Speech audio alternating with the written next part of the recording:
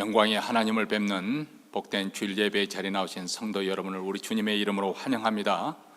오늘 또 예배 가운데 우리 하나님의 영광을 보는 축복된 시간이 되기를 바랍니다. 이제 사도신경으로 우리의 신앙을 하나님께 고백하심으로 11월 3일 주일 예배 하나님께 드리겠습니다. 전능하사 천지를 만드신 하나님 아버지를 내가 믿사오며 그 아들 우리 주 예수 그리스도를 믿사오니 이는 성령으로 잉태하사 동정녀 마리아에게 나시고 본디오 빌라도에게 고난을 받으사 십자가에 못 박혀 죽으시고 장사한 지 사흘 만에 죽은 자 가운데서 다시 살아나시며 하늘에 오르사 전능하신 하나님 우편에 앉아 계시다가 저리로서 산 자와 죽은 자를 심판하러 오시리라. 성령을 믿사오며 거룩한 공예와 성도가 서로 교통하는 것과 죄를 사하여 주시는 것과 몸이 다시 사는 것과 영원히 믿사옵나이다. 아멘. 우리 다 함께 일어나셔서 찬송가 28장 우리 하나님을 찬송하겠습니다.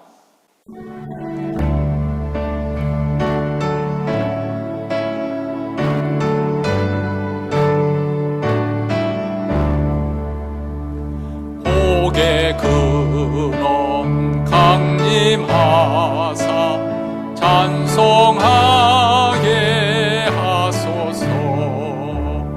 한량 없이 자비하심 증량할 길 없도다. 천사들의 찬송가로 나를 가르치소서. 구속하신 그 사랑을 항상 찬송합니다. 주의 크신 도움 받아 이때까지 왔으니 이와 같이 전국에도 이르기를 바라네. 하나님의 품을 떠나 죄에 빠진 우리를 예수 구원하시려고 보혈 흘려주셨네. 주의 귀한 은혜 받고 일생 빚진 자 되네. 주의 은혜 사슬 대사 나를 주께 매소서. 우리 마음은 연약하여 범죄하기 쉬우니 하나님이 받으시고 전국인을 치소서. 아멘. 이 시간에는 우리 마음을 앞에서 하나님 앞에 기도할 때 오늘 우리가 드리는 예배 가운데 우리 하나님의 영광을 보게 하옵소서. 하나님의 임재가 생생하게 느껴지고 또 하나님을 경험하고 하나님을 만나는 흔적을 안고 돌아갈 수 있도록 우리 교회뿐만 아니라 몬트레에 있는 모든 교회들, 특별히 우리 한인교회 주의 영광이 나타나 저희들을 압도하여 주시고 주의 거룩에 사로잡히게 하여 주시옵소서. 이렇게 주님의 영광을 구하는 기도를 드리십시다.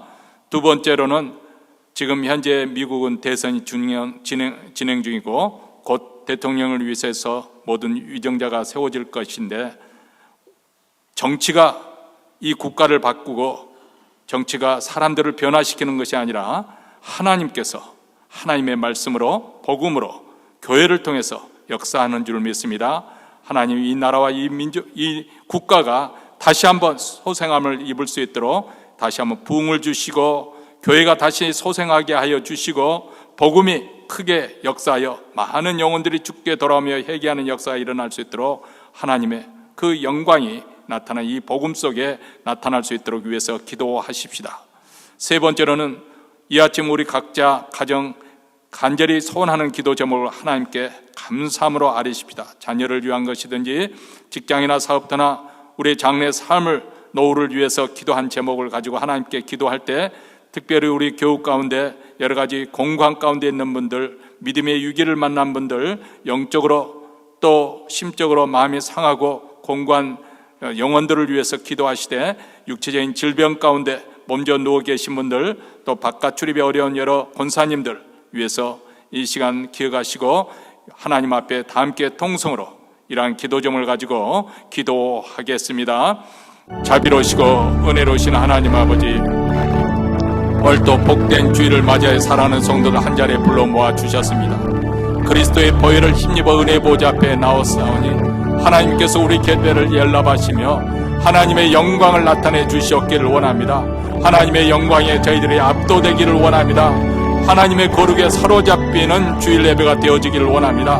하나님의 임재가 생생하게 느껴지게 하여 주시고 우리 모두 다 하나님을 경험하고 하나님으로 말미암아 변화된 인생, 하나님을 만나는 흔적을 안고 돌아갈 수 있도록 우리 하나님, 우리 교회뿐만 아니라 몬트레는 모든 교회들, 특별히 우리 한인교회 주일 예배 가운데 주의 영광을 혁혁히 나타내 주시옵시고 그 영광으로 저희들을 압도하여 주시옵기를 간절히 원하고 기도합니다.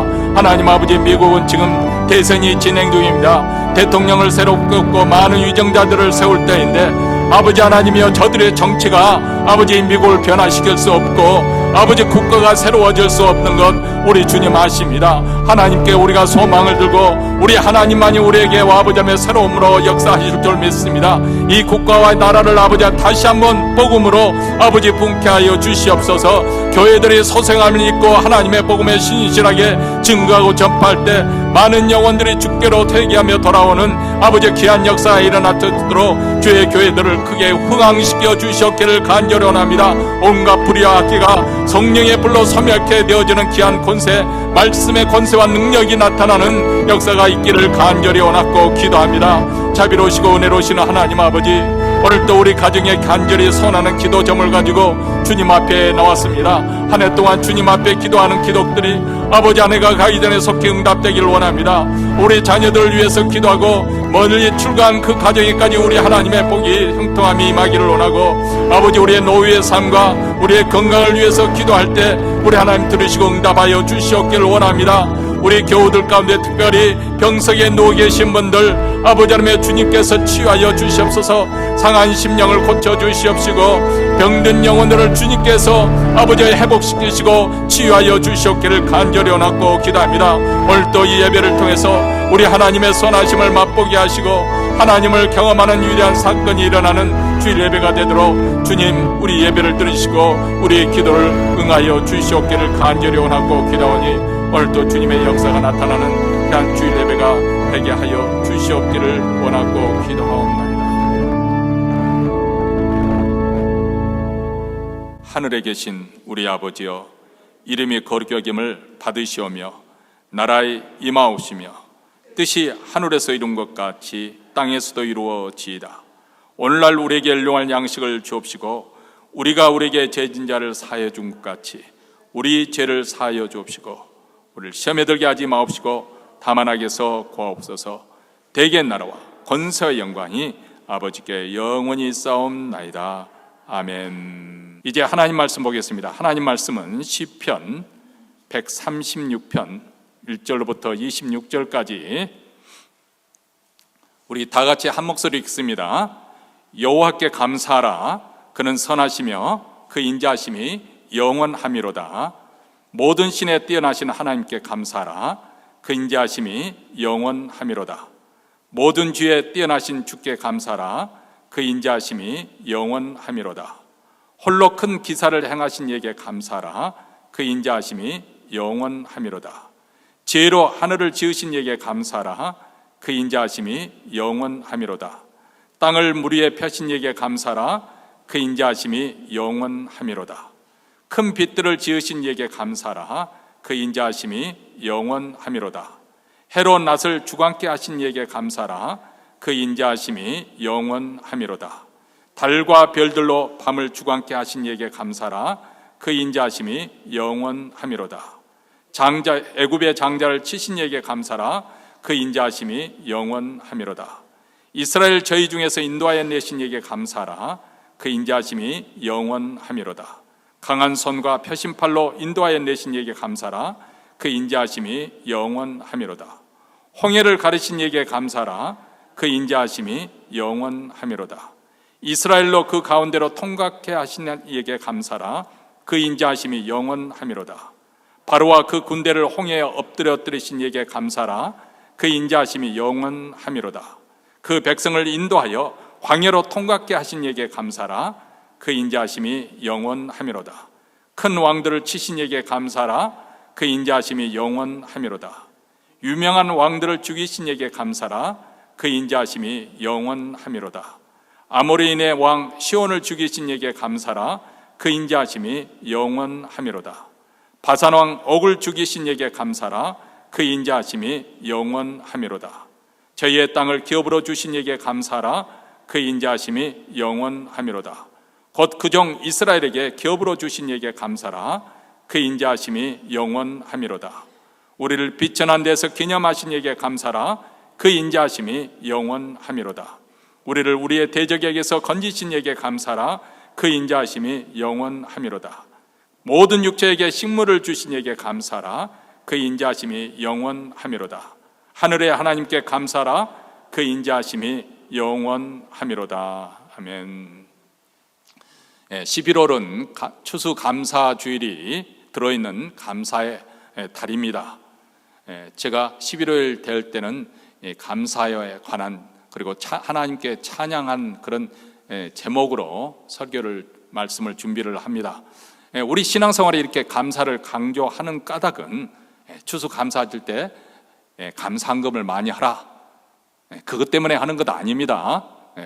뭐 그런 마음이 전혀 없다고 한다면 또 너는 정말 깨끗한 마음으로 하느냐 한다면 좀 할 말이 없습니다만, 그런 뜻으로 하는 것이 아니고 우리 신앙생활에 감사가 차지하는 위치가 그만큼 중요하기 때문에, 어떤 의미에서는 감사와 그리고 믿음은 함께 가는 것이고 정비례하는 것이기 때문에 그렇습니다. 여러분의 믿음의 크기만큼 감사하는 것이고 감사하는 만큼 믿음의 사람이 됩니다. 골로새서 2장 6절과 7절에서는 믿음에 굳게 서서 감사함을 넘치게 하라, 이렇게 사도 바울은 우리에게 권면하고 있습니다. 믿음에 굳게 서서 감사함을 넘치게 하라. 그냥 감사함으로 그렇게 할 수 있도록 하는 것이, 믿음에 굳게 설 때, 우리 믿음에 올바르게 행할 때 감사가 넘치게 할 수가 있다는 것입니다. 한마디로 말해서 그리스도의 그 믿음을 평가하는 기준을 어디에 둘 것인가, 얼마나 감사하며 살고 있는가, 그것을 보면 알 수가 있다는 것입니다. 기쁠 때나 또 슬플 때나 형통할 때나 그렇지 않을 때 범사에 감사하는 삶이야말로 그 사람의 믿음의 됨됨이를 보여주는 것이라고 볼 수가 있습니다. 하나님께서는 환경과 여건이 좋을 때, 형편이 그럴만할 때 우리에게 감사라고 말씀하는 것 아니고, 하나님의 베푸신 은혜를 기억하고서 환경과 상관없이 우리가 어떤 처지의 여건에 놓여 있든지 간에 감사하는 삶을 살아야 될 것을 말씀을 하고 있습니다. 믿음이 좋은 어느 시골교회에 권사님이 계셨습니다.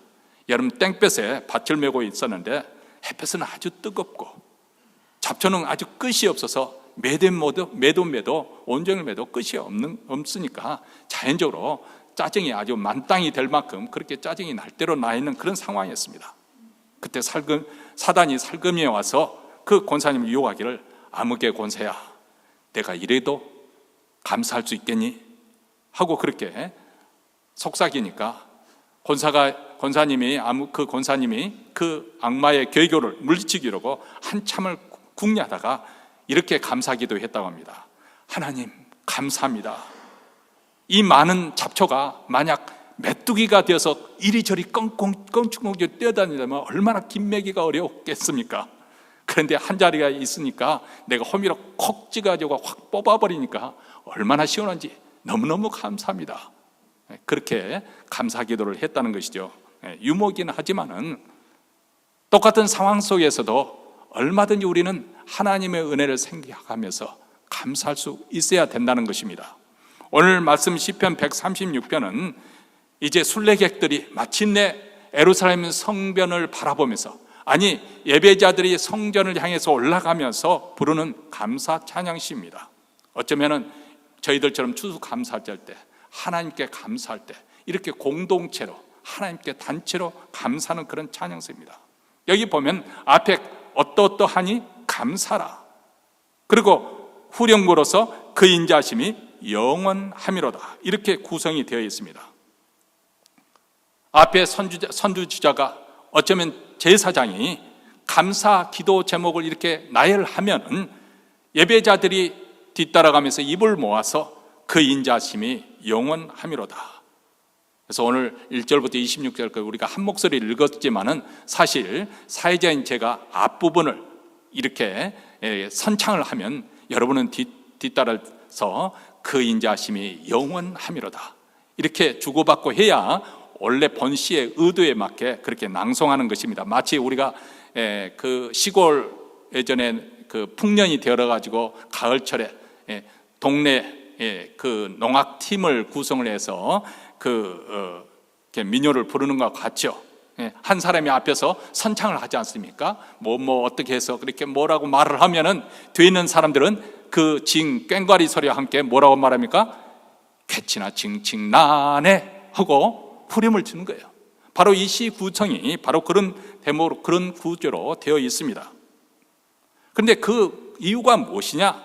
왜 하나님께 감사하라고 하는 것이냐? 1절에 한 구절에 잘 정리해 주고 있죠. 그분은 선하시고 그 인자심이 영원하기 때문에. 우리 하나님은 선하신 분이에요. 여러분이 하나님의 선하심을 믿지 아니한다면 여러분이 고난 가운데 있을 때 어떻게 그것을 견뎌낼 수 있겠어요? 하나님의 선하심을 믿기 때문에 하나님께서 이 고난 속에서 나를 건져 주실 것이다, 그런 믿음을 가질 수 있는 근거가 되는 거 아니겠어요? 또 여기서 말하는, 특히 우리가 초점을 맞춰야 할 이 인자라는 단어는 히브리 언어로 헤세드라는 것입니다. 헤세드는 바로 번역하기가 쉽지 않은 그런 용어입니다. 좀 쉬운 말로 표현하면 긍휼, 자비, 사랑, 성실, 이 모든 것을 몽땅 그려서 헤세드라는 단어로 표현할 수가 있습니다. 왜 우리가 하나님께 감사해야 되는 것인가? 하나님의 사랑, 하나님의 자비하심, 하나님의 성실하심, 그분이 변함없이 우리에게 신실하기 때문에, 영원하기 때문에. 하나님은 변함없이 영원히 우리를 사랑하십니다.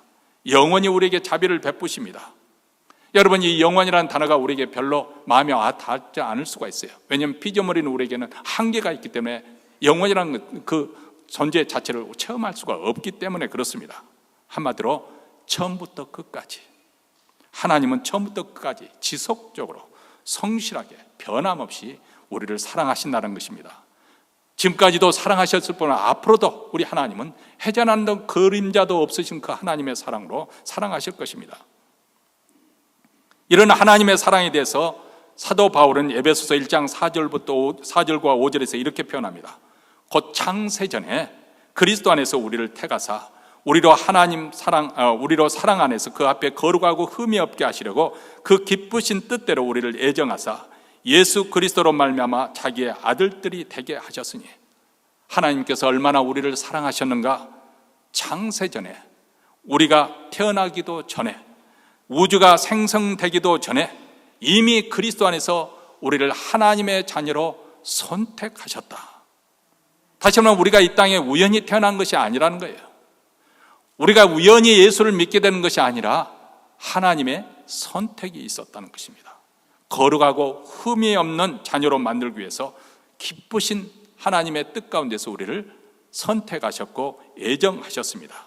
우리를 사랑하시기 위해서, 우리에게 복을 주시기 위해서 하나님의 자녀로 영원히 복을 누리도록 하시려는 목적으로 하나님께서 우리를 선택하시고 우리를 불러주시고 애정해 주셨습니다.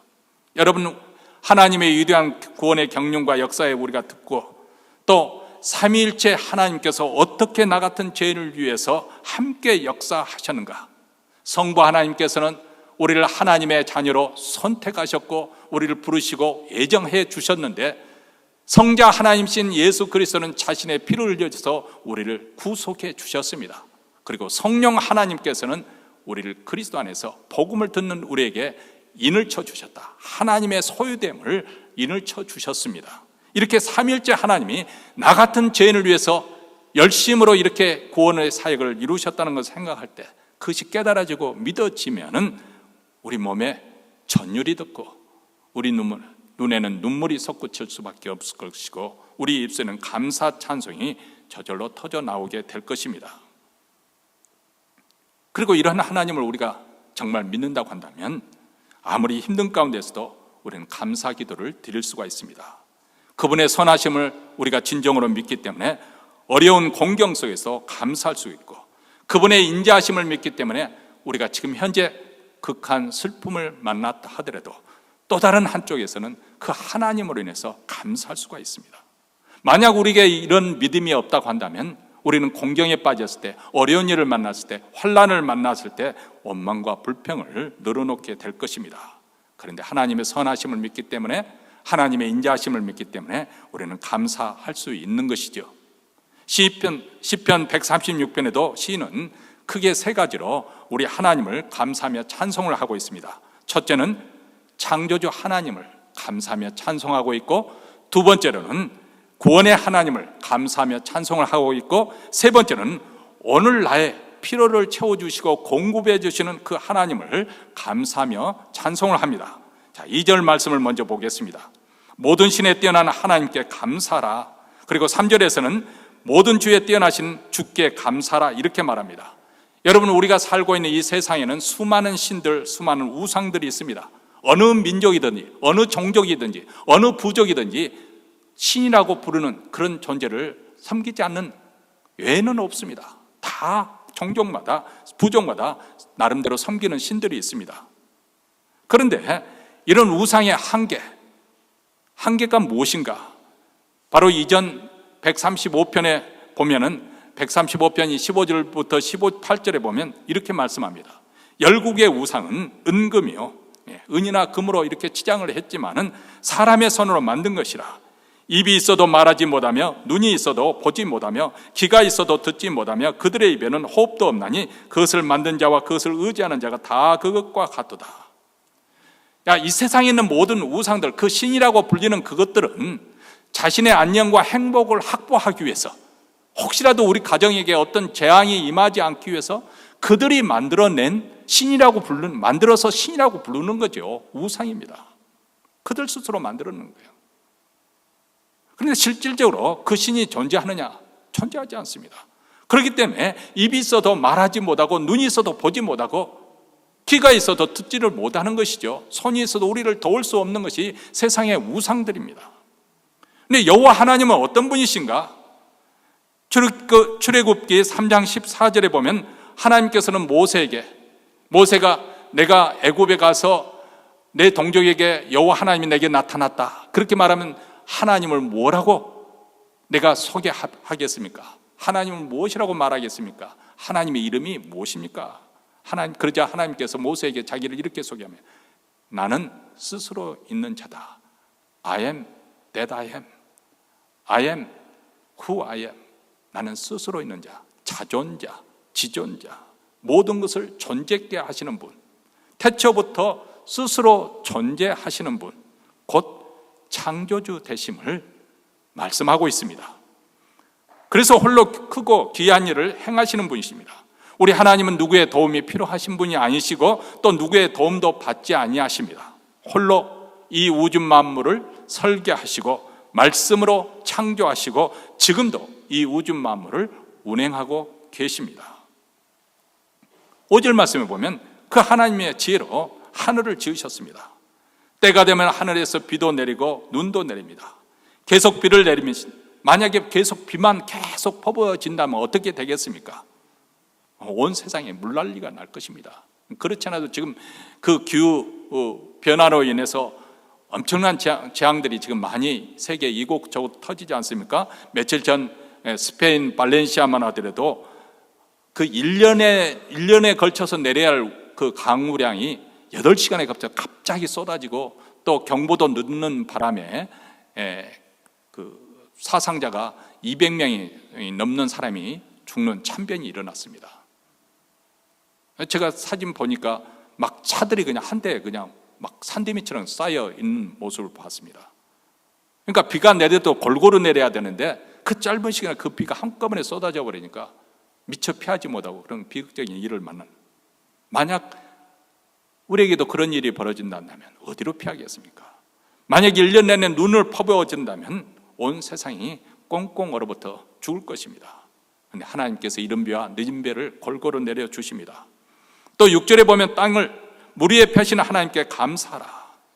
여러분, 창세기에 보면 하나님께서 세상을 만드실 때 땅과 물에 경계선이 없었는데 하나님께서 묻히 드러나라 하시며 묻히 드러나고 물이 모여서 바다를 이었다. 창세기 1장 9절에 이렇게 표현하고 있습니다. 이처럼 땅을 물 위에 펴신 이가 하나님이시다. 만약 이 땅의 표면이 지금보다도 너무 물렁물렁한다면 사람이 디디고 걷기도 힘들 것이고 거기에 건물 세우기도 쉽지 않을 것입니다. 그런데 땅이 너무 지금보다 더 단단하다면, 딱딱하다면 우리가 곡식 심기도 어려울 것입니다. 그런데 적당하게 딱딱하지도 무르지도 않게 하셔서 사람들이 완전히 걸을 수 있게 하고 또 농사를 짓도록 하십니다.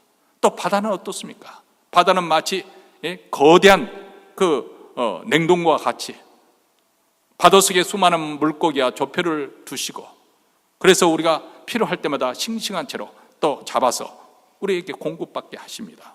얼마나 신비롭습니까? 땅과 바다를 창조하신 하나님께 감사하라.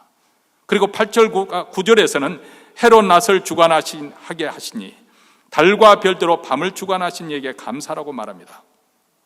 낮에 햇빛이 비치고 저녁에는 캄캄하지 않도록 달빛을 비춰주십니다. 그리고 운치가 있도록 별빛이 반짝반짝 빛나게 하십니다. 이렇게 신비롭게 하늘을 만드신, 우리는 하늘을 바라볼 때마다 하나님의 지혜 감탄하지 않을 수가 없지요.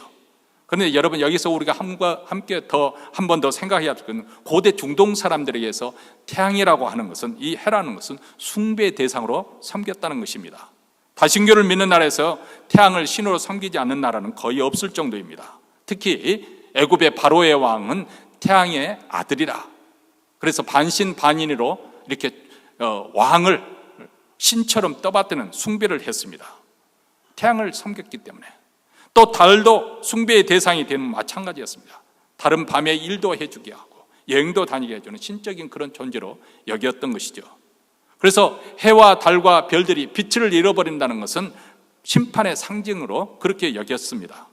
우리가 아는 것과 같이 애굽에게 하나님께서 심판을 낼 때 그 10가지 재앙 중 하나가 하늘의 빛을 잃어버려요. 그래서 애굽 사람이 사는 곳은 캄캄함이 임하고 이스라엘 백성들이 거하는 고센 땅에는 밝음이 임했다. 바로 이것은 무엇을 말씀하고 있냐면 하나님께서 애굽의 신으로 우상으로 섬기는 태양을 심판한 것으로 그렇게 상징하고 있는 것이죠. 그런데 시인은 해와 달과 별들을 주관하시는 분이 계신다. 고대 사람들은 그 자체를 신으로 그렇게 섬기고 있었지만은 해와 달과 별들은 숭배의 대상이 아니라 하나님이 지은 창조물이 부리고, 그리고 그 창조물을 만드신 하나님이 그들로 하여금 주관케 하셨다. 그렇게 말합니다. 여러분, 우리는 하나님이 지으신 경이로운 창조의 세계를 바라보면서 문득 하나님의 존재를 깨닫게 되고 경외감을 갖게 됩니다. 로마서 1장 20절에 보면 창세로부터 그의 보이지 아니하는 것들, 곧 그의 영원하신 능력과 신성이 그 만드신 만물에 분명히 보여 알게 되나니 그러므로 저희가 핑계치 못할지니라. 하나님이 만드신 이 우주 만물, 이 작품 세계를 바라보게 되면 그분의 임재를 느끼게 되고 그분의 사랑을 깨닫게 됩니다. 왜 하나님께서 이렇게 아름다운 자연을 만드셨는가? 바로 우리 인생을 위해서, 우리 행복을 위해서 미리 살기 좋은 환경을 만드신 것이죠. 하나님의 선하심이라는 것입니다. 우리 하나님은 비록 이런 자연 환경을 우리에게 선물로 주셨지만 우리에게는 우리가 별로 그렇게 감사하지도 고마워하지도 않지 않습니까? 그런데 하나님은 하나님께서 우리의 필요를 공급하는 것을 중단하지 않습니다. 우리가 사는 날 동안 변함없이 베푸시고 또 베풀어 주십니다. 그래서 비도 악인이나 선행할 것 없이 모든 사람들이 골고루 베풀어 주시는 것이죠. 햇빛을 모든 사람에게 또 골고루 비춰주십니다. 왜냐하면 그 하나님의 인자하심이 영원하기 때문에 선하시고 인자하신 그 영원하신 하나님께 감사할 수 있게 되기를 바랍니다. 10절 말씀에 보면 애굽의 장자를 치신 이에게 감사라. 또 15절에 바로와 그의 군대를 홍해에 엎드려뜨리신 하나님께 감사라. 17절에는 큰 왕들을 치신 이에게 감사라. 18절에는 유명한 왕들을 죽이신 이에게 감사라. 그리고 19절과 20절에는 아모리인의 왕 시온과 바산 왕 옥을 죽이신 이에게 감사라. 자, 여기에 등장하는 사람들의 공통점이 무엇입니까?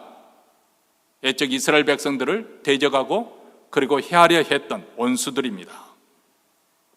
이들은 다 애굽 이스라엘 백성들보다 힘이 강한 용맹한 그런 나라들, 왕들이었습니다.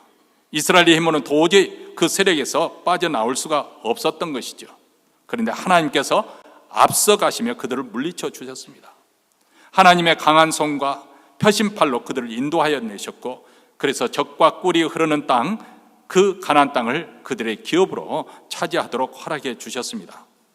왜 하나님께서 그렇게 행하셨을까요? 이스라엘 백성들이 그들보다 더 훌륭해서 그랬습니까? 똑똑해서 그랬습니까?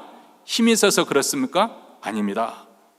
우리가 잘 아는 것처럼 이스라엘 백성들은 결코 훌륭하지 않았습니다. 그들은 광야 생활하는 동안 툭하면 원망하고 불평하고 심지어는 하나님의 사랑을 의심하고 불신한 나머지 야, 우리 다시 애굽으로 돌아가자, 그렇게 선동까지 했던 그런 민족이었습니다. 하나님께서 끝까지 오래 참으시고 인내하시며 그들을 가나안 약속한 그 땅으로 인도해 주셨습니다. 왜냐하면 하나님께서 아브라함과 이삭과 야곱과 맺었던 그 언약으로 인해서, 그 언약으로 그들을 하나님의 백성으로 삼아 주셨기 때문에 이사야서 43장 1절에 야곱아 너를 창조하신 여호와께서 지금 말씀하시느니라, 이스라엘아 너를 지으신 이가 말씀하시느니라, 너는 두려워하지 말라, 내가 너를 구속하였고 내가 너를 지명하여 불러놨으니 너는 내 것이다, 이렇게 말합니다. 여러분, 출애굽의 사건은 영적 의미로 보면 바로 오늘 우리 구원받은 성도들의 출애굽 사건, 그것이 우리에게 상징적으로 보여주는 것이죠. 우리 또한 이전에 예수 믿기 전에, 하나님을 만나기 전에는 어둠의 세력 그 아래 종살이하고 있었습니다. 죄와 사망의 권세에서 노예 생활을 하고 있었습니다. 그 가운데서 우리를 건져내신 하나님이십니다. 골로새서 1장 13절과 14절에서 이렇게 말씀합니다. 그가 우리를 흑암의 권세에서 건져내사 그의 사랑의 아들의 나라로 옮기셨으니 그 아들 안에서 우리가 구속 곧 제3을 얻었도다. 우리가 일생 동안 이 애굽 백성들이, 이스라엘 백성들의 애굽에서 태어나서 노예로 친부로 태어났고 일생 동안 노예로서 뼈 빠지게 일하며 학대를 받으면서 그렇게 노예 생활을 하고, 그리고 죽어서도 노예로 죽을 수밖에 없고 그 자자손손 노예 생활을 하던 그들을 전격적으로 하나님께서 구원해 주셨는데, 그와 마찬가지로 우리도 죄와 사망의 가운데 출생하였고 죄와 사망의 노예로 살고 있었는데 우리를 전격적으로 거기서 건져내 주신 분이 바로 하나님이시라는 거예요. 예수 그리스도의 피로 우리를 전격적으로 구속해 주셔서 이 어둠의 세력 가운데 붙잡혔던 우리를 옮겨 주셔서 우리로 하여금 그리스도와 그 나라 왕국으로, 은혜의 왕국으로 우리를 옮겨 주셨습니다. 그래서 우리가 이 땅에 살지만은 우리는 천국 시민, 하나님의 백성이 된 것입니다. 사실 우리가 받은 구원에 대해서 우리는 자칫하면 대단치 않는 것처럼, 시시한 것처럼 생각하게 할 수도 이럴 위험성이 있습니다. 왜냐하면 내가 구원을 위해서 내가 대가를 지불하는 것이 뭐가 있어요? 없지 않습니까? 예를 들어서 가령 구원을 받으려면 $1,000,000을 내야 된다, 헌금해야 된다 한다면 심각하겠죠. 아니면 내가 구원받으려면 고행을 하고 수행을 하고 또 의로워져야 된다, 얼마만큼 해야 될까요? 근데 우리가 그런 것을 받지 못했습니다. 할 수가 없는 우리 한계를 우리는 압니다. 근데 하나님께서, 하나님의 입장에서 보면은 엄청난 대가를 지불해 주신 거죠. 우리는 거저 얻었다고, 그래서 은혜라고 하잖아요. 거저 주신 하나님의 호의. 근데 자칫하면 이 공짜라는 것이 사람들에게 어떤 인식을 가져야 되면 싸구려로 생각을 하거든요. 거저 얻어졌기 때문에 싸구려 생각하고 흔한 걸로 생각하고 당연하게 생각할 수가 있다, 그 말이죠. 여러분, 이 세상에 그 어떤 질병보다 가장 심각한 질병이 있습니다. 그것은 암병보다 더 심각한 병이 있는데, 그것은 건강식으로 잘 먹고 운동 열심히 하고 건강식품을 먹어도 방지할 수가 없는 것이죠. 최고의 약을 복용하고 최고의 의술을 발휘해도 소용이 없고 천하장사나 영웅호걸도 거침없이 무너뜨리는 무서운 위력을 가지고 있는 이 병이 무엇일까요? 그것은 죄라는 병입니다. 죄는 아주 치명적이어서 치사율이 100%에 이릅니다. 로마서 6장 23절에 죄의 싹은 사망이다. 죄가 거두는 그 열매가 무엇이냐? 사망, 죽음에 이르게 된다는 것입니다. 일단 이 병에 걸리면 증세가 나타나는데 우선 먼저 양심의 고통을 걷습니다. 양심의 가책을 걷습니다. 시편 32편 3절과 4절을 보면 그의 비참한 형편을 잘 나타내주고 있죠. 내가 죄를 토설치 아니할 때는 종일 신음함으로 내 뼈가 새하였도다. 죄의 손이 죄화로 나를 누르시오니 내 진액이 와여 여름 가뭄에 마름같이 튀었나이다. 지금 다윗이 범죄한 후에 죄를 고백하는 시 가운데 이렇게 나옵니다. 죄는 우리의 인격을 파괴시키고 우리 이성과 분별력을 마비시키고 결국은 우리의 삶을 불행하게 만들 뿐만 아니라 우리의 가정을 파멸로 이끌어가고 결국 거기서 돌이키지 아니하면 영원한 파멸에 이르게 되는 것이죠. 그만큼 죄는 치명적인 것이에요. 누가 이 치명적이고 무서운 죄의 세력에서 벗어날 수 있을까요? 오직 하나님만이 우리를 죄의 세력에서 벗어나게 하시고 사죄의 은총을 베풀어 주실 수 있습니다. 예수님이 십자가에서 자신의 몸을 찢고 피를 흘려주시고 그 피로서 우리 죄를 깨끗하게 하여 주심으로 우리가 죄사함의 은총을 받습니다. 십자가의 보혈로 말미암아 우리 각자가 구원하셨습니다. 죄인 한 사람 한 사람을 사단의 올무에 건져내기 위해서 하나님께서는 그토록 값진 희생을 치르신 것이죠. 많은 사람들이 구원을 흔하다고 생각하고 그리고 값싸다고 생각하기 때문에 그것을 귀한 줄 모릅니다. 별로 대수롭지 않게 생각을 합니다. 그래서 보네퍼라는 독일 신학자는 값싼 은혜라는 말을 했어요. 값싼 은혜. 너무 싸구려로 취급한다는 거예요. 근데 우리 쪽에서는 공짜이지만은 하나님 편의 입장에서는 가장 사랑하는 독생자 예수 그리스도를 십자가에 내어주심으로 우리를 구원하신, 이보다 더 큰 희생을 치를 수가 없는 그런 극한 것을 우리 하나님은 감내하시고 내어주셨습니다. 여러분, 엄마들이 왜 자식을 그토록 더 사랑하는 것일까요? 왜냐하면 자신의 살을 찢고 피를 쏟아 낳은 자식이기 때문에. 우리 주님도 십자가에 죽으심으로 우리를 구원하셨기 때문에 우리를 자신의 생명처럼 사랑하시는 것이죠. 그렇기 때문에 우리를 결코 포기하지 않으시고 그분의 열심으로 결국은 우리를 하나님의 자녀다운 그런 영광스러운 자리에 올리기까지 우리 하나님은 결코 중도에 포기하지 않을 것이다. 하나님의 열심으로 우리를 그 자리에 올려 세우실 것이다. 이것이 바로 로마서 8장 30절에 나오는 말씀이죠. 또 미리 정하신 자들을 또한 부르시고 부르신 그들을 또한 의롭다 하시고 의롭다 하신 그들을 또한 영화롭게 하시느니라. 하나님께서 우리를 선택하셨고 예정하셨고 우리를 하나님의 자녀로 불러주셨고 불러주셨을 뿐만 아니라 예수 그리스도 피로 말미암아 우리를 의롭다 하시고 그리고 의롭다 하는 우리를 또한 하나님께서 예수 그리스도께서 다시 오시는 그날 바로 영광스러운 몸으로 다시는 우리는 죄와 사망의 권세에 놓이지 않는 완전한 구원으로 영화롭게 하실 것이라는 것입니다. 하나님의 사랑이고 하나님의 열심입니다.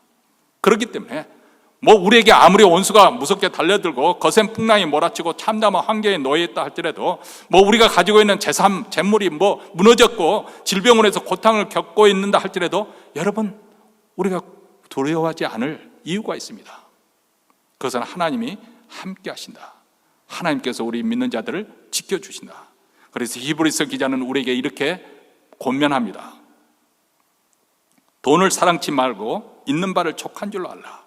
그가 친히 말씀하시기를 내가 과연 너희를 버리지 아니하고 과연 너희를 떠나지 아니하리라 하셨느니라. 그러므로 우리가 담대히 가로되 주는 나를 돕는 자시니 내가 무서워 아니하겠노라. 사람이 내게 어찌하리라 하노라. 이것이 바로 우리의 신앙입니다. 우리의 대적이 우리를 어떻게 하겠습니까? 우리를 대적 가운데 건져놓으신 하나님께 감사하시기 바랍니다. 우리를 죄와 비참한 가운데서 건져놓으신 우리 하나님께 감사하시기 바랍니다. 예수 그리스도의 그 사랑에 대해서 감사할 수 있게 되기를 바랍니다. 그분의 인자하심은 변함이 없습니다. 마지막으로 우리의 삶을 풍요롭게 하시는 것에 대해 감사하며 찬송할 수 있게 되기를 바랍니다. 여러분, 가나안 땅은 하나님께서 이스라엘 백성들에게 거저 주신 땅입니다. 430년 동안 노예 생활했던 그들에게는 사실 무기조차 변변히 갖춰진 것이 없었어요. 애굽에서 출애굽했는데, 그리고 광야 생활 40년을 했지만은 거기서 무슨 무기를 가졌겠습니까?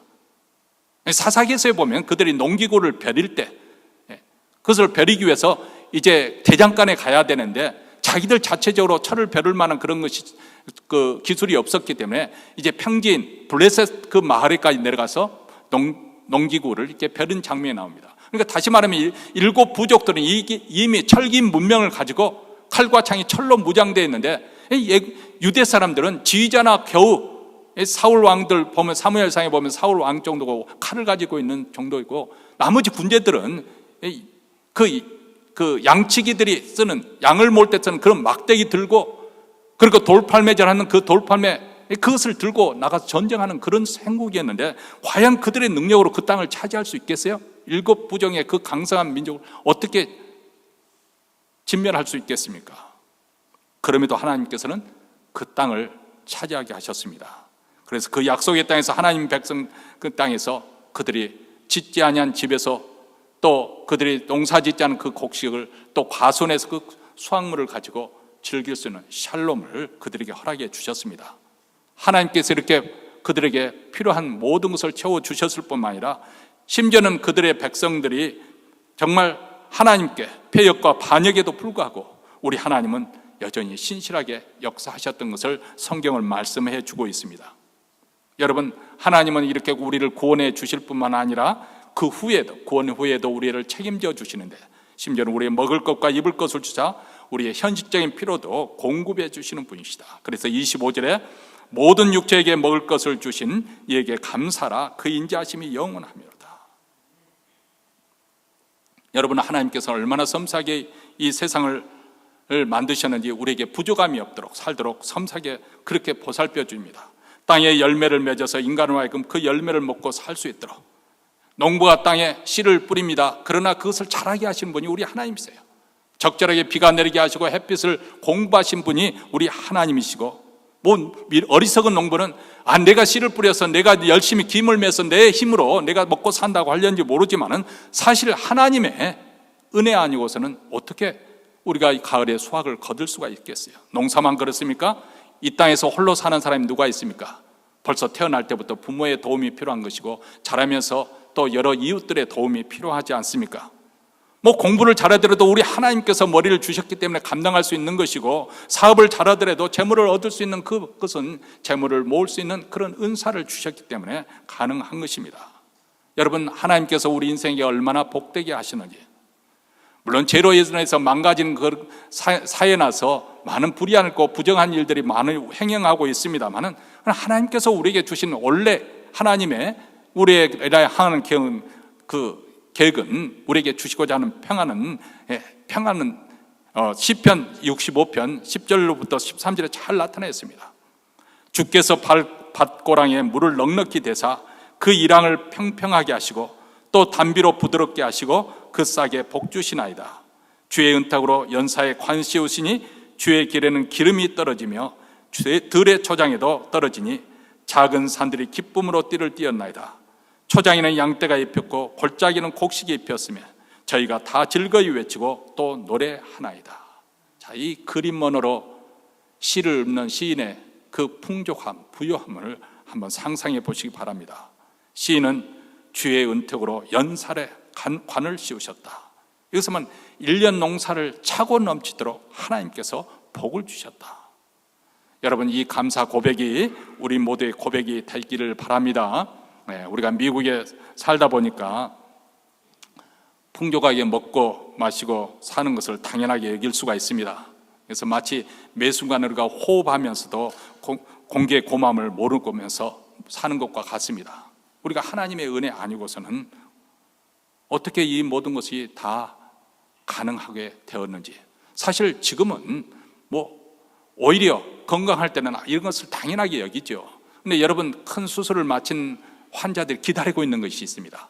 그리고 의사 선생님이 와서 물어봅니다. 확인을 합니다. 아직 그것이 나올 때까지, 확인할 때까지는 아무것도 먹지는 못합니다. 그것이 무엇입니까? 방귀 소리, 방귀가 나와야 수술이 잘 된 줄 알고 그 다음부터 음식 먹는 것도 허락을 해줍니다. 평소에는 그거 냄새 난다고 싫어하던 것인데, 그 순간에 끼는 방귀야말로 세상에 그보다 더 향기로운 방귀가 아닐 거예요. 그렇죠? 우리는 그것을 당연하게 생각하면서 살고 있잖아요. 그렇죠? 당연한 것이 아니에요. 초대교회 교부였던 크리소스톰은 사람에게는 근본적인 죄가 하나 있는데 감사하지 않는 죄라고 그렇게 말씀하고 있습니다. 영국 격언에도 지옥이란 감사할 줄 모르는 사람들이 가득한 곳, 거기는 원망과 불평만 있는 곳이 지옥이고, 천국이란 감사할 줄 아는 사람으로 채워준 것이라고 그렇게 했습니다. 성경은 로마서 1장에 보면 하나님을 인정하자고 감사치 아니하면 우리의 마음이 허망하여지며 미련한 마음이 되어 어두워져서 우둔하게 된다. 그래서 하나님이 만드신 피조물을 우상으로 만들어서 섬기게 된다. 그렇게 말씀합니다. 여러분, 하나님을 믿지 않으면 한국에서는 아직도 우주선을 우주선인가요? 그 발사하기 전에 고사를 지낸다. 지금도 고사. 돼지 머리에 얹어놓고 그 앞에 절하고 그렇게 한다는 거예요. 반면에 감사로 하나님을 영화롭게 하고 구원을 얻습니다. 시편 50편 23절입니다. 감사로 제사를 지내는 자가 나를 영화롭게 하나니 그 행위를 옳게 하는 자에게 내가 하나님의 구원을 보이리라. 그리고 감사가 하나님을 기쁘시게 되고 우리 자신이 풍요로워지고 또 복되다고 말씀합니다. 누가복음 17장에 보면 10명의 문둥병자가 고침을 받고 길을 가다가 그 중에 한 사람만, 그런데 유대인들이 가장 멸시하는 이방 사람인 그 사마리아인만 돌아와서 우리 주님의 발 앞에 엎드려 감사를 표현합니다. 그때 우리 주님께서 나머지 사람들은 어디 있느냐 이렇게 말씀하셨습니다. 그리고 그 사마리아인의 그 믿음을 기쁘게 받아지고 구원의 복까지 그에게 더해 주시는 것을 볼 수가 있습니다. 올해 우리 교회 식구들 가운데 어려운 일을 겪은 분들이 많이 있죠. 몇몇 가정은 사랑하는 가족 이론을 상실했습니다. 어떤 분은 수술을 하고도 오랫동안 고통스러운 치료를 받아야 했고 지금도 병원에 지금 누워 계신 분들이 계십니다. 어떤 분은 자식 때문에, 어떤 분은 직장이나 비즈니스 때문에 고민이 많습니다. 남들이 볼 때는 예수 믿는다 해도 별 볼 일이 없네, 그렇게 말할 수도 있는 상황이에요. 근데 그분들을 만나서 대화를 해보면 그들이 그런 어려운 시련 가운데 있지만 한결같이 하나님께 대한 믿음이 깊어진 것을 발견할 수 있을 것입니다. 물론 개인적으로는 힘들겠죠. 또 좌절도 수없이 느꼈을 것입니다. 그런데 그들을 만나면 하나님의 은혜에 감사한다는 표현을 꼭 빼놓지 않고 말하는 것을 봅니다. 왜냐하면 어려운 상황 속에서 하나님의 위로의 손길, 자비의 손길을 느낄 수 있었기 때문에. 때로는 하나님께서 직접 찾아와 주셔서 위로도 해주시지만 어려운 환경을 통해서 바꾸어 주셔서 격려해 주시기도 하고 때로는 사람을 통해서도 위로받게 하십니다. 특별히 교회라는 공동체 속에서 또 목장이라는 공동체 속에서 우리로 하여금 쓰러지지 않도록, 힘든 일을 할 때 그것을 나 홀로 쓰러지지 않도록 붙잡아 주시고 애롭지 않도록 위로받게 하십니다. 하나님의 은혜이죠. 11월 감사의 달을 맞이해서 우리 모두 다 새롭게 감사를 각성할 수 있는 계기가 될 수 있게 되기를 바랍니다. 창조주 하나님의 선하심과 인자하심을 감사하고 그분의 구원하심을 감사하며 찬송하고 또 우리의 필요를 공급해 주시는 그분의 영광 가운데 풍성하게 채워주시는 은혜 감사하시기 바랍니다. 그분의 선하심과 인자하심을 믿는 믿음이 우리로 하여금 감사하는 삶을 살게 하는 것이고 이것을 작고 사소한 것이라도 당연하게 생각하지 않고 내 입술에서 감사가 흘러나오는 줄 믿습니다. 이런 믿음으로 남은 한 해 동안 하나님을 감사하며 찬송하는 우리 모든 믿는 자가 되시기를 주의 이름으로 축원합니다. 기도하겠습니다.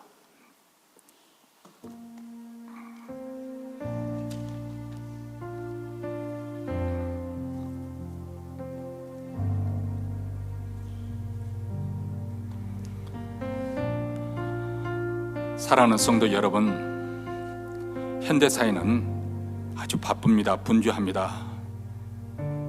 남들이 뛰니까 나도 뭔가 성취해야 될 줄로 알고 분주하게 바쁘게 사는 것을 아주 자랑으로 삼고 있습니다. 그래서 조금 뭔가 성취되면 우쭐거리고 내가 이루지 못하면 낙심하고 좌절합니다.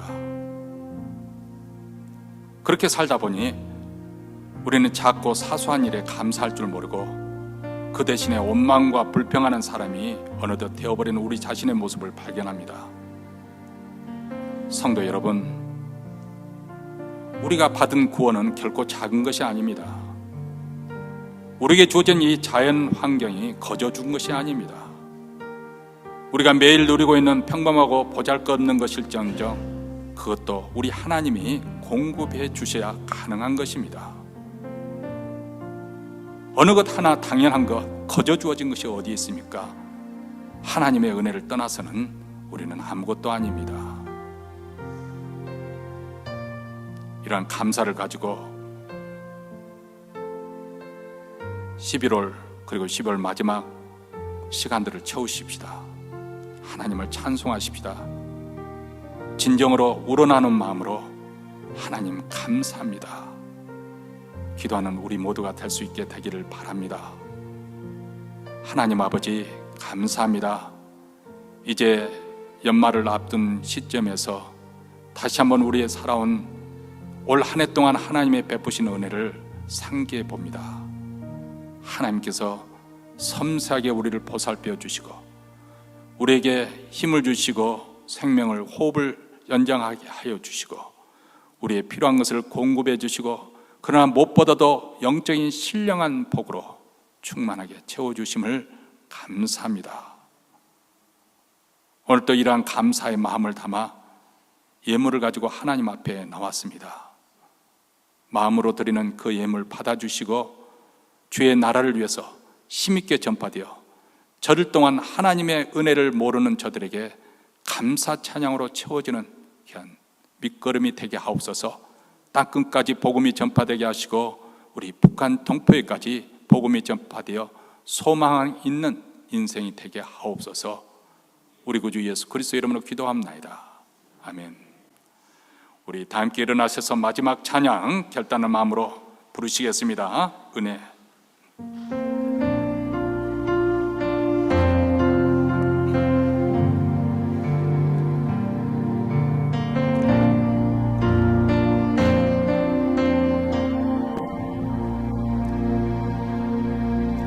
내가 누려왔던 모든 것들이 내가 누나왔던 모든 시간이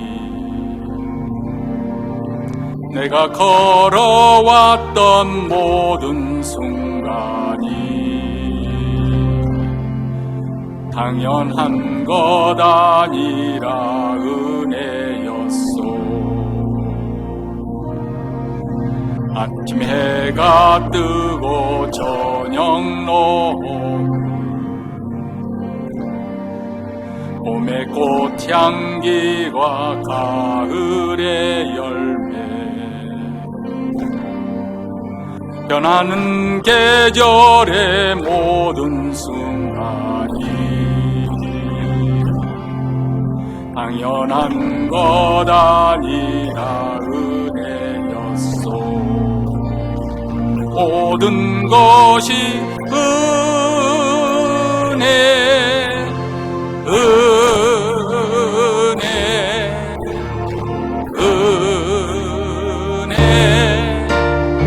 한없는 은혜 내 삶에 당연한 것 하나도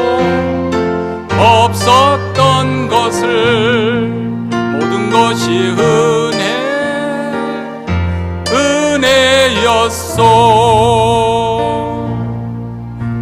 내가 이 땅에 태어나 사는 것, 어린 아이 시절과 지금까지 숨을 쉬며 살며 꿈을 꾸는 삶, 당연한 것 아니라 은혜였소. 내가 하나님의 자녀로 살며 오늘 찬양하고 예배하는 삶, 복음을 전할 수 있는 축복이 당연한 것 아니라 은혜였소. 모든 것이 은혜,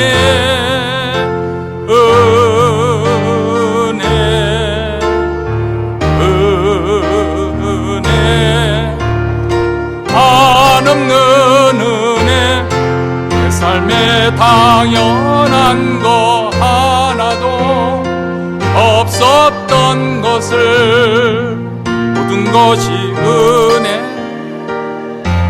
은혜였소. 1절 다시 한번 부릅니다. 내가 우려왔던 모든 것들이, 내가 지나왔던 모든 시간이, 내가 걸어왔던 모든 순간이 당연한 것 아니라 은혜였소. 아침 해가 뜨고 저녁에 봄의 꽃향기와 가을의 열매, 변한 계절의 모든 순간이 당연한 것 아니라 은혜였소. 모든 것이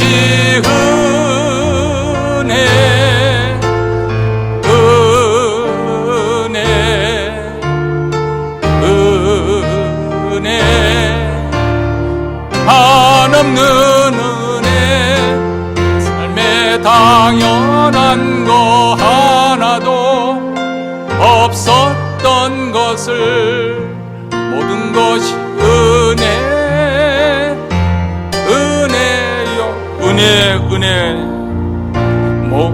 모든 것이 은혜였소.